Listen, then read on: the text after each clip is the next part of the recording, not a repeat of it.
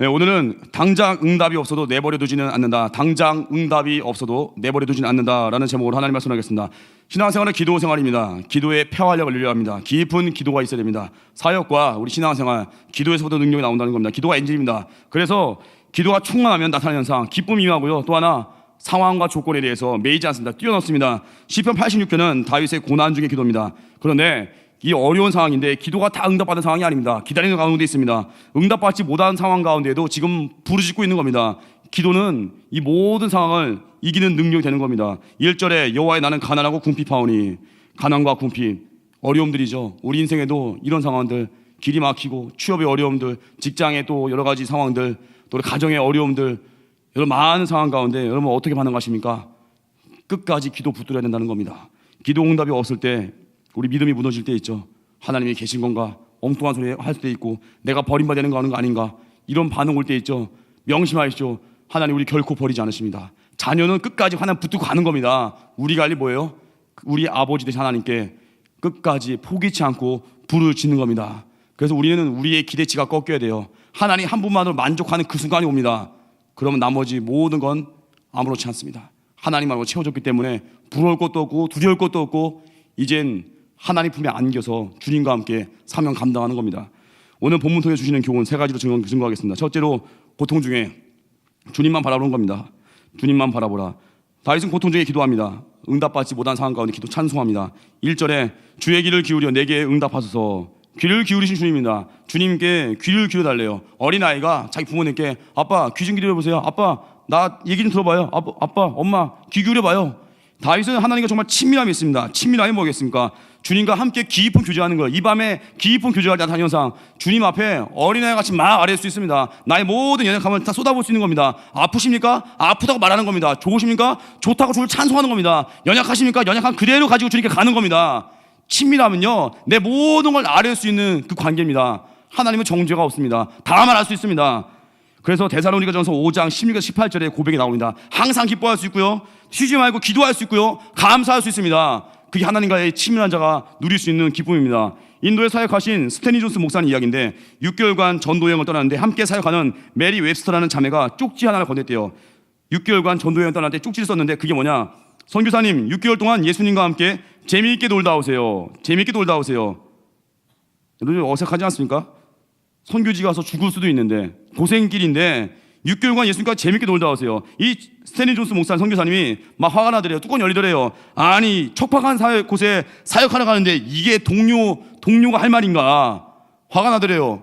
여러분 안 그러겠습니까? 여러분들 막 인도 선교 간다고 하는데 인도 선교 만만치 않잖아요. 앞에 계신 뭐 수련자면 인도 선교 갈 때 잘 놀다 오세요 하면 뚜껑 안 열리겠어요? 너도 가서 고생 좀 해봐라. 그러고 싶은 마음 들지 않겠습니까? 그런데 이 존스 선교사님이 불쾌감에 화가 치밀었다가 나중에 생각해보니까 그 말이 진리였다는 거예요. 왜냐? 주님이 함께 하시기 때문에 그건 재밌다는 겁니다. 주님이 최후 승리 주시고요, 공급해 주시고요, 붙들어 주시니까 이게 재미였다는 거. 재미. 여러분 선교 갔다 온 분들 가끔 뭐 우리 그러죠. 아유 고생 많았겠어요. 이렇게 막 선교 갔다 오신 분들이 막 기침하고 나면은 아유 선교지에서 감기 걸렸네, 그게 걱정하죠. 선교 갔다 재밌게 갔다 와서 재밌었어요. 너무 재밌어. 저도 지난번에 네팔 선교 갔다 오자마자 주일날 제가 저희 삼진이잖아요. 삼진 진원분들에게 그랬습니다. 여기 계신 분들께 정말 죄송한데 제가 몸이 별로 안 피곤합니다. 거룩한 약올림이죠. 은근히 선교 갔다 온 분들이 피곤하게 바라는 분들이 있어요. 그래야 안 간 분들이 위로받으니까. 안 피곤했다고 그랬어요. 몇 명 낙심하더라고요. 아이 민전사가 좀 피곤했어야 되는데 안 피곤했어요. 선교 끝나고 복귀하자마자 주일 아침 9시 반에 기도 모임 인도하고 집 모임 인도하고 쌩쌩하게 했어요. 물론 이후에 이제 주중에 보이지 않게 제가 뻗기도 했는데 그래도 맡긴 사명이 있으니까요. 재밌었어요. 여러분 주님과 함께 고생하는 거, 주님과 함께 고난받는 거, 그거 어렵지 않습니다. 주님이 힘 주십니다. 그래서 언제나 우리는 예수 믿는 사람은요, 뭐 피곤하시죠? 이런 말 사라져야 돼요. 힘드시죠? 이런 말 사라져야 돼요. 선교 갔다 온 분들이 제일 듣고 싶은 말이 뭔지 아십니까? 정말 멋지십니다. 하나님이 기뻐하십니다. 이번 선교지 은혜가 많았다면서요. 저도 다음에 동참하고 싶습니다. 선교 갔다 오더니 얼굴에 성령 크림 바르셨는지 쌩쌩하시네요. 이 말 듣고 싶은 거예요. 영광스러운 칭찬하십시오. 그게 기쁨이라는 겁니다. 그 하나님은 고통 가운데 주님께 부르시잖아요. 항상 능력 주시고요, 공급해 주시고, 하나님은 일에 맞는 능력 주십니다. 일의 크기 가지고 연연하지 마십시오. 능력 주십니다. 구하십시오. 둘째로 하나님만으로 만족한다는 겁니다. 하나님은 우리 고통을 통해서, 고난을 통해서 하나님 한 분만으로 만족한지를 봅니다. 진짜 충성하는지 봅니다. 특별히 하나님은 이 하나님의 일을 감당하는 사람의 마음의 태도를 보시는데, 이 다윗의 위대함이 시편 78편에 나와 있습니다. 시편 78편 71절 읽어드리겠습니다. 전량을 지키는 중에서 그를 이끌어내사 그의 백성인 야곱 그의 소유인 이스라엘을 기르게 하셨더니, 72절, 이에 그가 그들을 자기 마음의 완전함으로 기르고 그의 손의 능숙함으로 그들을 지도하였도다. 다윗은요 평생 왕 되는 거 추구한 적 없습니다. 그냥 뭐예요? 하나님과 동행을 원했고 그냥 전량을 지키는 자 중에서 그냥 이끌어낸 바 된 거예요. 자기 일에 대해서 충성 다했어요. 성실하게 했어요. 그러다 보니까 그냥 위대한 왕으로 하나님이 쓰신 겁니다. 우리 인생에 어려움이 올 때 있죠. 하나님이 나의 모든 스펙을 걷어갈 때 있어요. 내 환경 가운데 날 척박하게 할 때 있어요. 왜 그러겠습니까? 진짜 우리가 하나님만 의지하고 있는가? 진짜 하나님 한 분을 만족하고 있는가? 그걸 테스트할 때가 있어요. 우리의 광야가 있습니다.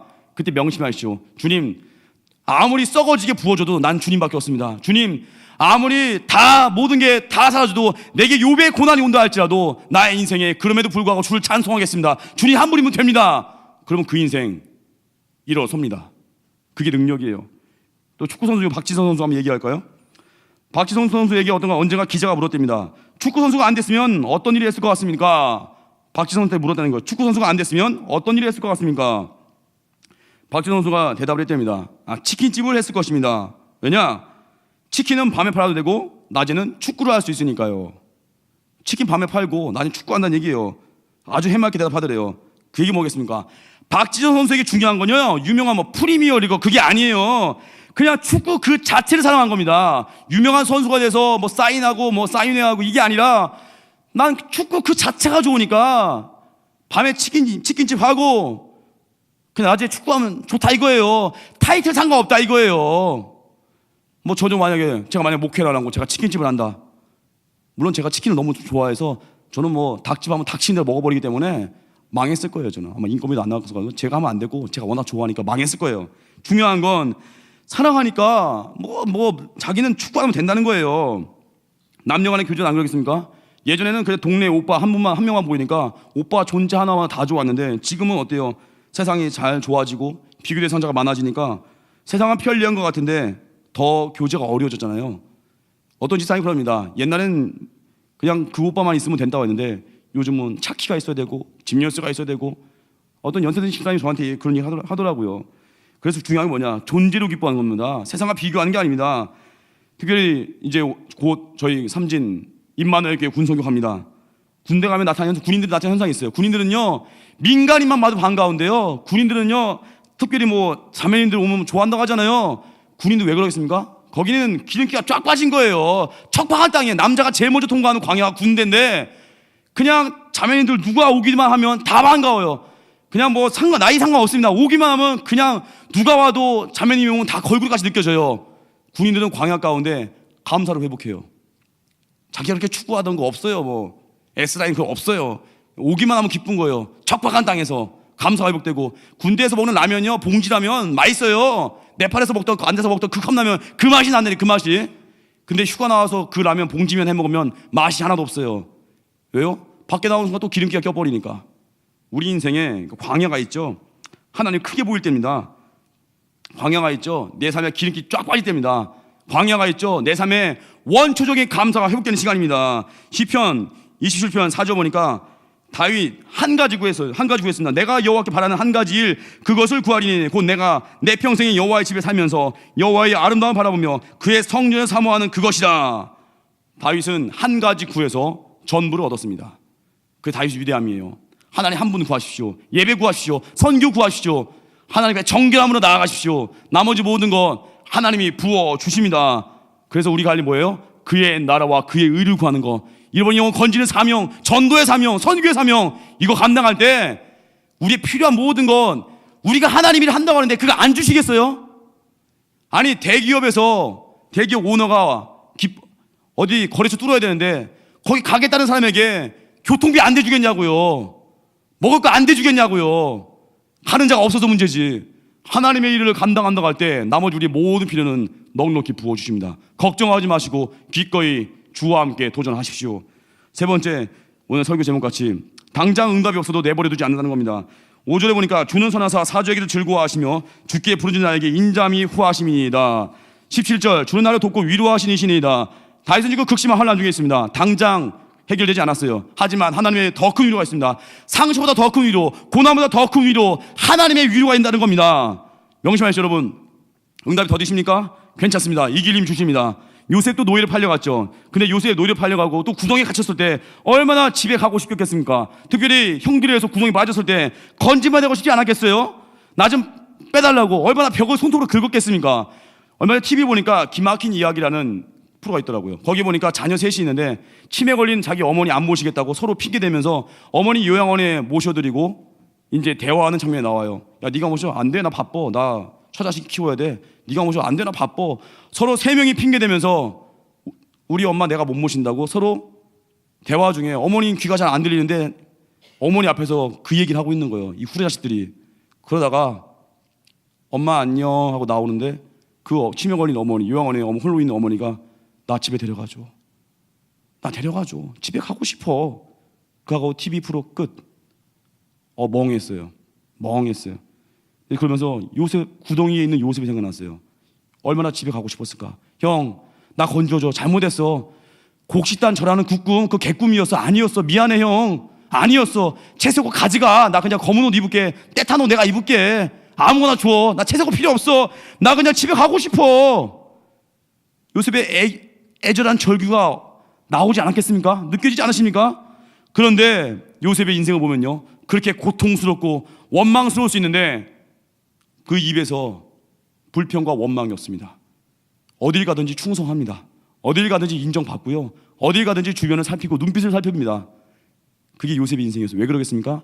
응답 없어 보이는 그 상황 가운데에도 하나님이 지켜주신 겁니다. 보호하신 겁니다. 형통케 하신 겁니다. 엘리야 안 그래요? 아방 앞에서 하늘에서 불 내리고 했죠. 이세벨에게 쫓겨가지고 광야 도망갔죠. 하나님이 이세벨을 살려두신 겁니다. 고난은요 하나님 허용 가운데 있는 겁니다.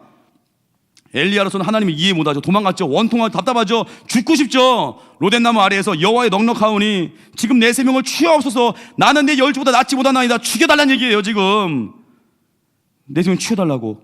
응답 없는 것 같은 이런 상황과 답답한 상황, 하나님이 낭망한 엘리야 버리지 않았습니다. 천사 보냈습니다. 숯불에 구운 떡, 만약 숯불갑이 거준 거예요. 한 병의 물 제주 삼다수 먹인 거예요. 또 한 번 구운 떡과 무도 먹게 한 거예요. 리필해주고 40주야를 달려 호렙산에 갔습니다. 하나님의 위로하신 손길입니다. 하나님이 주신 안식과 회복 시스템이 작동되고 있는 겁니다. 우리도 어려움 당할 때, 아무 응답 없어 보일 때 하나님 날 안 돕는 것 같지? 아닙니다. 어디선가 하나님 돕고 계십니다. 돕는 손길이 있어요. 길이 열린다는 겁니다. 하나님은 우리 고통 속에 우리를 결코 버리지 않습니다. 미국 중부 시골에 마샤 에븐스라는 10대 소녀가 살았는데 입 주위에 신경 조직이 잘못되어서 수술받았습니다. 근데 수술 도중에 신경을 잘못 건드렸어요. 그래서 입이 삐뚤어졌어요. 그러니까 소녀잖아요. 학교 가는 거 싫어했겠죠. 입이 삐뚤어졌으니까. 친구 만나도 거의 말을 안 했답니다. 엄마하고도 대화 안 했대요. 계속 우울하더래요. 13번째 생일을 맞았는데 이 소녀에게 선물이 배달되었습니다. 굉장히 아름다운 꽃이 배달됐어요. 근데 보낸 사람의 이름이 없습니다. 메모만 있어요. 마샤, 내가 너를 사랑한다. 마샤, 내가 너를 사랑한다. 근데 그 꽃을 보고 있던 그 마샤가 몇 달 만에 입을 열었어요. 글쎄. 그리고 엄마한테 묻습니다. 엄마, 누가 이 꽃을 보냈을까? 도대체 누굴까? 엄마가 그럽니다. 글쎄 누굴까? 널 좋아하는 남학생이겠지. 널 좋아하긴 남학생이겠지. 그 마샤가 그럽니다. 누가 나 같은 걸 좋아해? 지금 날 누가 좋아하겠어요, 엄마? 엄마가 그럽니다. 아니야, 널 좋아하는 사람이 있을 거야. 그 아이가 그럽니다. 그럼 이름 쓰겠지, 엄마. 그랬더니 엄마는 그럽니다.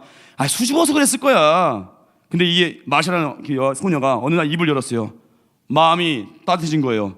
그 다음에 생일에도 그 꽃이 배달되었습니다. 그 다음에도 배달되었습니다. 그 다음에도 배달되었습니다. 점점 밝아졌습니다. 사랑에 대한 확신을 받으니까.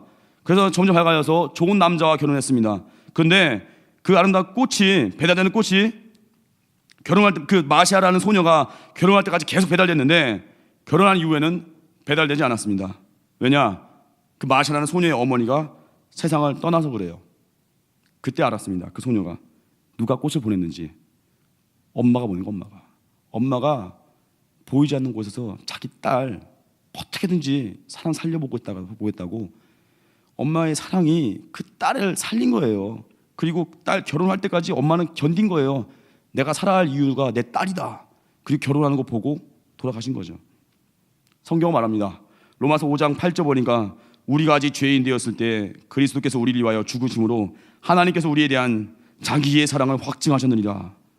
우리가 연약하고 깨졌을 때 주님께서 우리에게 몸을 던지셨습니다. 죽으심으로 우리에 대한 사랑을 확증하셨습니다.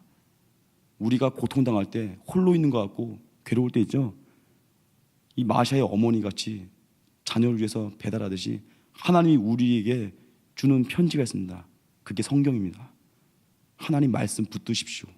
말씀이 우리에게 길이 되고요, 우리에게 소망이 되고요, 말씀이 우리에게 일어날 힘이 됩니다. 그리고 하나님 우리 버리지 않으십니다. 자녀 삼으십니다. 자격 조건 따지지 않으시고 우리 있는 그대로 품으십니다. 그게 십자가 사랑입니다. 그래서 언제나 우리 하나님 앞에서 어려우십니까? 고통 가운데에도 하나님께 구하십시오. 포기하지 마시고 기도하십시오. 그리고 하나 더, 하나님 한 분만으로 만족하게 때까지 하나님이 때로는 우리 광야에 둘 때 있습니다. 다 잃어버려도 주님 한 분만 남아있다면 그 인생 다시 일어섭니다. 그리고 응답 없는 상황 가운데도 보이지 않는 도움의 손길이 있습니다. 응답 없을 것 같아도 하나님이 돕고 계십니다. 이렇게 세우십니다. 우리가 할 일을 끝까지 충성 다하고 사명의 일이 가는 겁니다. 오늘도 그 능력 가운데 다시 일어서고 그 능력 가운데 다시금 힘차게 세상을 향해 나아갈 수 있는 강력한 우리 새교회 성도분들 되기를 주님의 이름으로 축원합니다. 찬양하겠습니다. 아름다우신 찬양하겠습니다. 내 안에 주를 향한 이 노래 찬양하겠습니다.